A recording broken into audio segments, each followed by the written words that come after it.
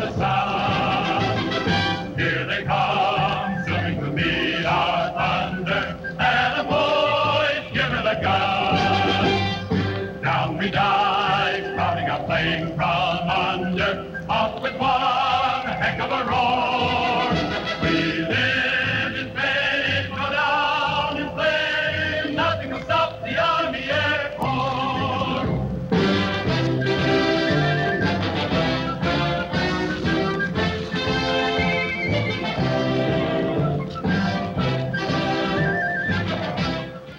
Hello everyone, and welcome to This Old Arcade. I'm Tim.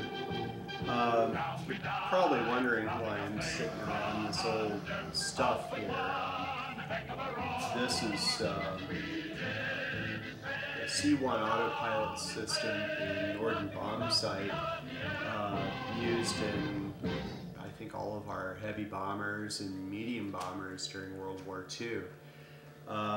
Today I wanted to do a crossover video to kind of show you some of the technology that was developed in the 1930s, late 1930s into the early 40s for the war effort, and kind of try to relate it to what eventually went into arcade machines, electromechanical arcade machines through the 60s and early 70s. A lot of this technology was used for many other things after the war. Basically, I've got here an electromechanical robot that's tied into the Norden Bombsight, and you can literally steer the aircraft with this knob right here once the pilot transfers control to the bombardier. We're going to go through, hook everything up, get everything working. I'm missing 2 servo units. This one I'm just hooking up as an elevator. There's rudder and aileron. The rudder's coupled with the Norden Bombsight and so forth. Over here we've got our vertical flight gyro, which controls the ailerons and the elevator. We've got our vacuum tube amplifier. Yes, they were flying those giant aircraft on 7 vacuum tubes, believe it or not. And then you have your autopilot control panel.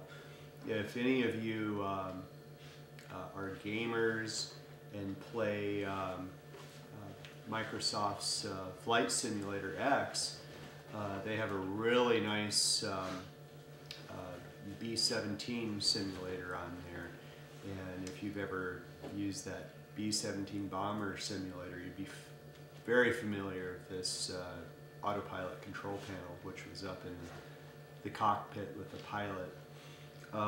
Then we have our rotary converter, which converts DC 26 volts to, I believe, 18 or 19 volts AC in use for the bridge circuits. There's 3 parallel circuits for each axis of the aircraft, and it's basically a Wheatstone bridge, complicated, that runs from couples the servo to the gyro to the amplifier, and you can fine-tune that bridge through your controls here on the autopilot control panel.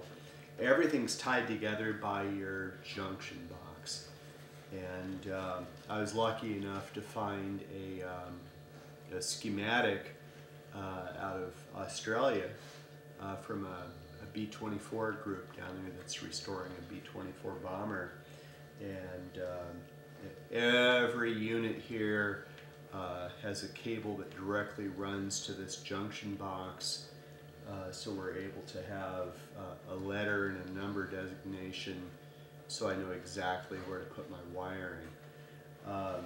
And then on the Norden Bombsight, there's a directional panel here that has a couple of pots. One works the rudder, the other is a turn slip coordinator. So when you're turning your aircraft by the rudder, it adds a little bit of aileron so you're not sliding sideways. And then I've got my DC power supply.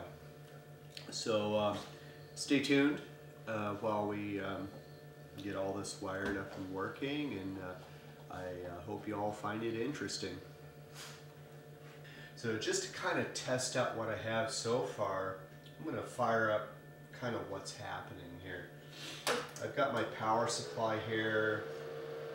I've got it set for 24 volts DC. If I turn on my master switch here,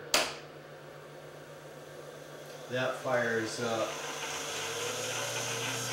my flight gyro, rotary converter, and my servo. If I have the servo on, I can activate my elevator servo. That puts on the brakes. I don't know if you can see it, it's turning the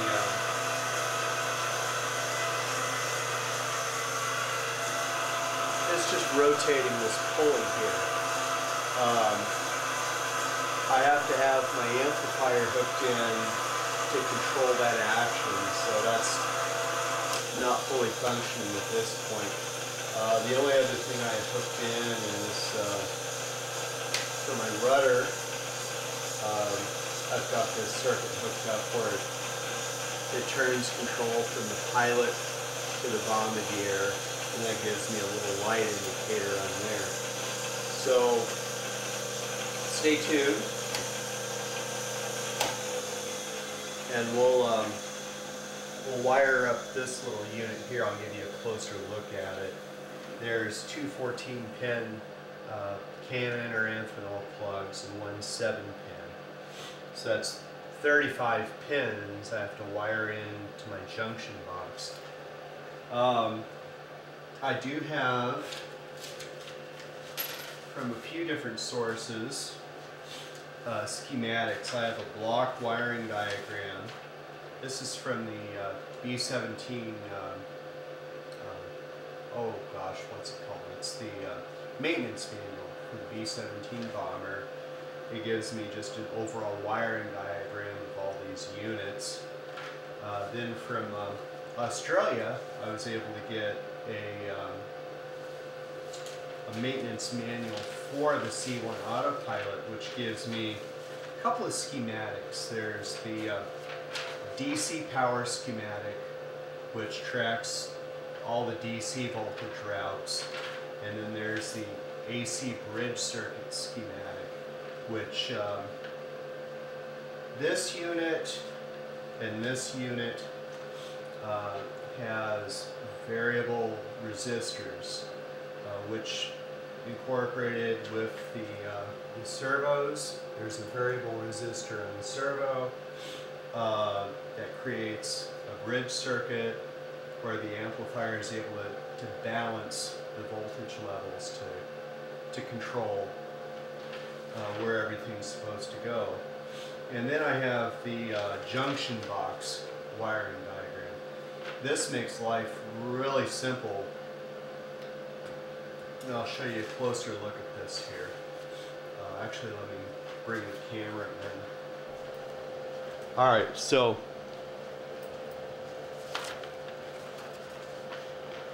for my junction box wiring diagram, I basically have terminal blocks. They're labeled, let's say, A, 1 through 10. And that's what I've done. I've gotten some old terminal blocks here. I've labeled them A, B, C, D, E, F, and G.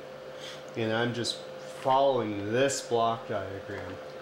It gives me the connector, the pin number or letter, and which point on this terminal block it goes to. So for my control panel here, I've wired up I think it's about 55 connections with 3 different connectors here to the various points on the terminal blocks. And the same thing with my harness to the gyro and my harness to this servo into my rotary converter. We're basically going to do the same thing with the amplifier. Here. The back of the amplifier, there's my connectors. There's X, Y, and Z. Those are the connector designations, and I'll have to label those because they're the same pinouts. I could get the connectors in the wrong places, and that would be bad because there's AC and DC voltages coming in. On the other side, I should just pull this whole thing out here. I'll do that later. There's a set of 7 vacuum tubes in here. There's they're triodes, and then there's 6 triodes, and the 7th tube is a rectifier tube. And then you have your relays here, which is kind of interesting because it's basically old pinball technology from the 1930s, 1940s. This was all designed and built by Minneapolis Honeywell. It's really an amazing system to be able to fly those giant aircraft on 7 vacuum tubes. No transistors, no semiconductors. So let's get started on these connectors and see if we can get this thing up and working. Alright, I'm going to show you guys one more tip. If you ever buy one of these, make sure it's got this resistor on the front here. Kelly. I've seen some of these sell on eBay and it doesn't have this on the front, and you'll never find it. They don't sell it at Radio Shack. So it's got this cover. It lines up with the cable coming in, and then it's just it slips in place, and that guards it, keeps it safe, and you can easily pull that off and adjust your pot there. Okay, so I got the amplifier wired up here. I ran into a problem, and I found on my elevator circuit here, my pot inside my autopilot control panel here, this pot right here was open. So I literally had to pull this pot open, add a little copper wire because it's a wire wound like a rheostat. One of the windings was open, so I had to repair that. Now I've got my balance circuit working, so I can flip this on here. Get my master switch on. When my amplifier warms up, we'll get these telltale lights to come on.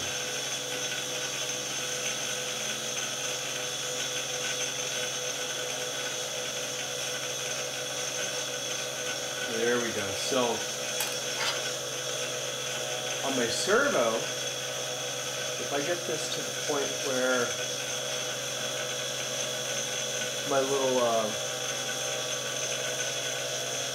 my pot here is centered on the bottom, you can see those will toggle back and forth.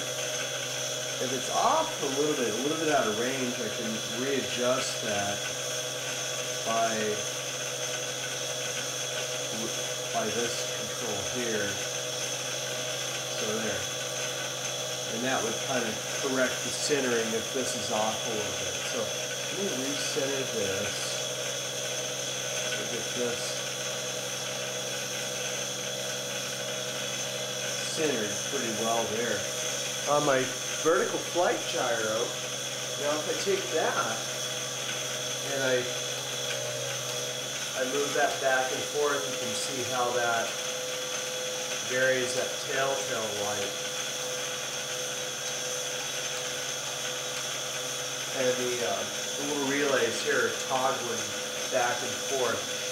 That's supposed to adjust the brake on the servo. Now, there's another problem when I turn my servo on, this thing just keeps spinning. So this is out of adjustment. I need to go back and readjust this. We'll get this pot centered here. There's a little cam here. Let me zoom in and show you.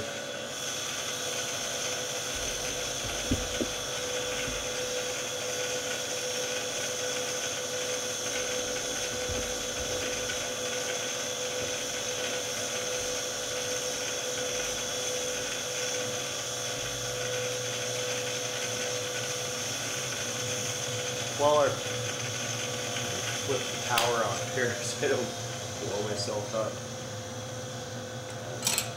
When this pot here is centered at the bottom, this little limit switch cam, let me get it closer here. There's a little limit switch cam right here. That's supposed to be facing forward in the center. So what I'm going to have to do is get that centered and then readjust this little wiper here so that's straight down, and then it should auto control. It should get that to work back and forth to keep it centered. So let me get that centered here and we'll see if it works.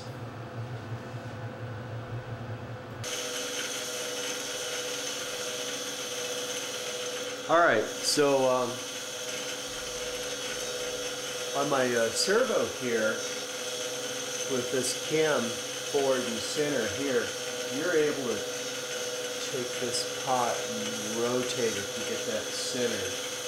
I did have to pull off these contacts here for the limit switches and burnish them, because my circuit for the solenoids for the actual servo wasn't working. You can see here as I'm hitting my limit switches, there's two solenoids here that pull in and out to keep the thing centered. So right now I can take my turn control and I can center that.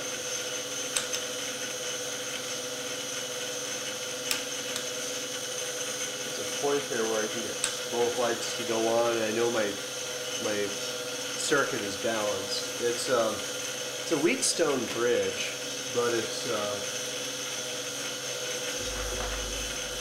pretty complex one. You can see, I'll show you the schematic here. It's got all these resistors in that circuit, and it's easy on your junction box to go through to these points here and test all your resistances and make sure you've got continuity throughout the whole circuit. So now, I'm basically centered. I can turn my servo on,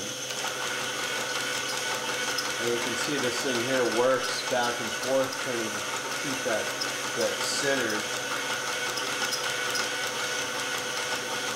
I think I may still have something out of balance. But if I go over to my flight gyro, this is the front of the aircraft, and I nose down, you see that fully travels to one side until the aircraft corrects. Then I'm centered and my nose is up. And it's traveled to the other side until the aircraft corrects. And it goes back to its center.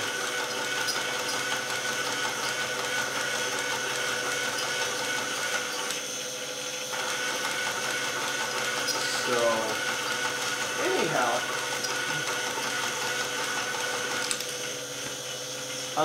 there's a sensitivity control on the amplifier. I'm gonna play with that and see if I can help balance that out. with this old stuff, I was amazed how, well, probably not amazed at how dirty these contacts and the pots are in the autopilot control panel. If anyone was ever to use anything like this on a vintage aircraft, you'd want to go through and replace all these pots, all the contacts. That's okay for a little experimental setup like this, but you definitely want clean connections. Any little extra resistance in the connectors or pots or the wiring, it's going to cause trouble with this circuit. Other than that, it's really quite amazing how it's able to balance and work. So I'll take a look at this other stuff. I know my AC circuit's working just fine, and we'll check and see if I can get this to balance out here.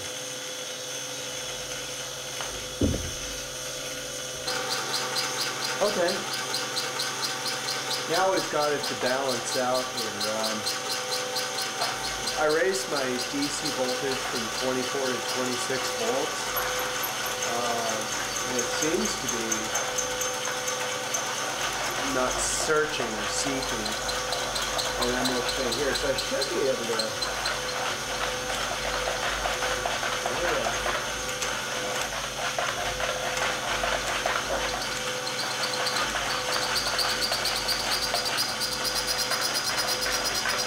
yeah, that seems to be working well. We'll try it with the flight pattern. One side of the travel and to the other. Yeah, nice. Nice.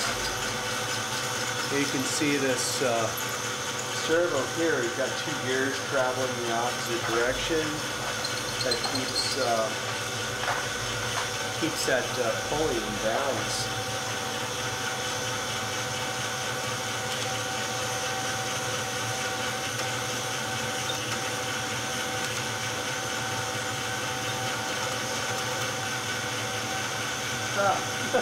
My aileron light's coming on.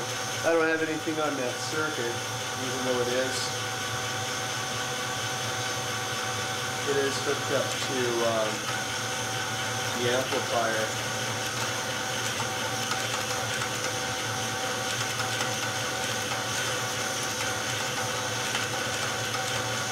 Cool.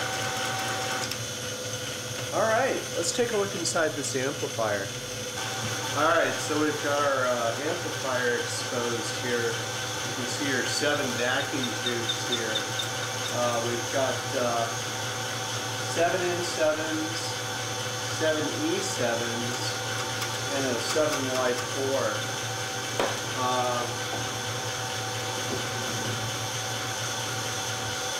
You can hear how noisy all this stuff is with your servo, your converter, your gyro,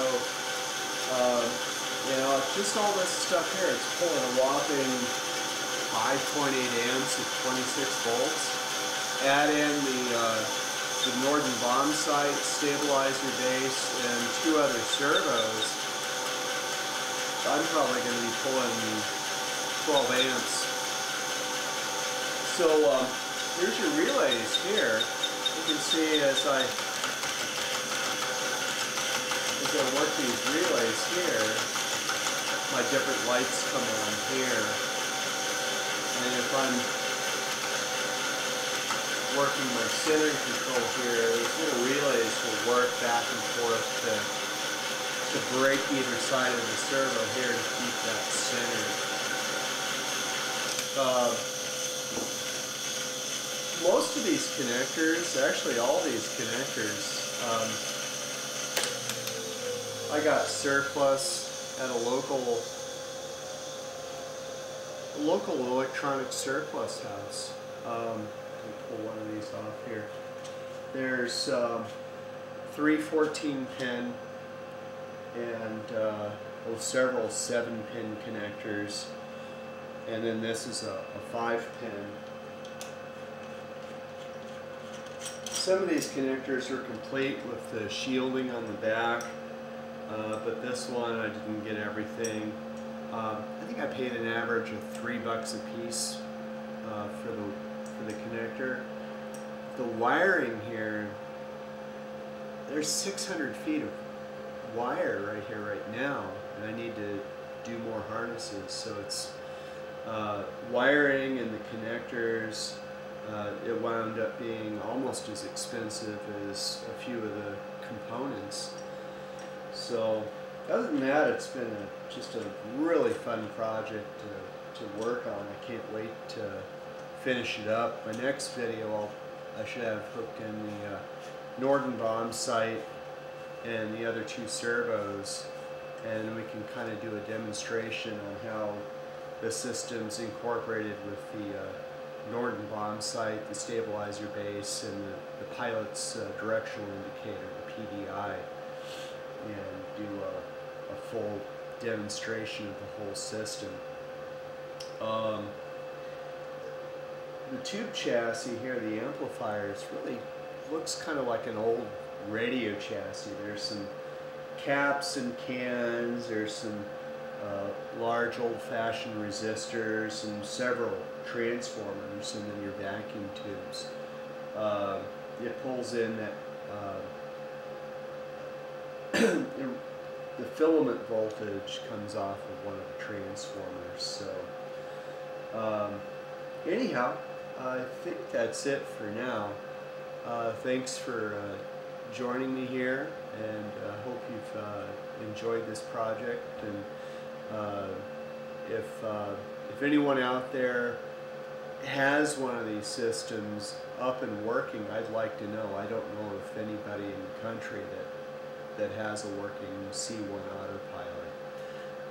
That's kind of why I wanted to put a whole system together, get it working, just to see how it works, and to be able to plug in these different units and test some of this old, gosh, what is this stuff? It's over 70 years old probably, this old equipment.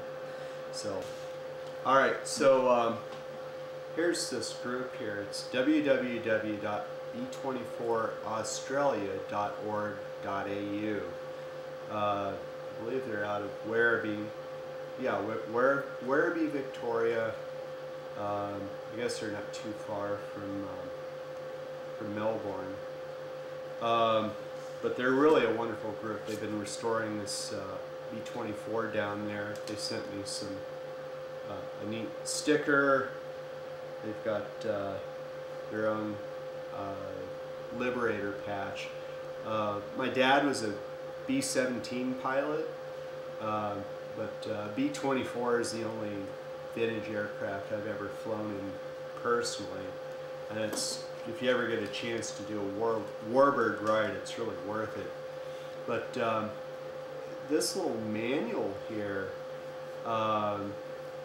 they had the original, and they went through and just faithfully copied everything in the manual, even including these fold-out diagrams, which I couldn't have done this project without this here. So anyhow, many thanks to Dave Miller and everybody down here in Australia, and other people that I'm not mentioning right now. So anyhow, thanks for joining me, and stay tuned for our next installment. I need to go out and buy a couple more of these servos. They don't have everything I need to make this thing whir and whiz.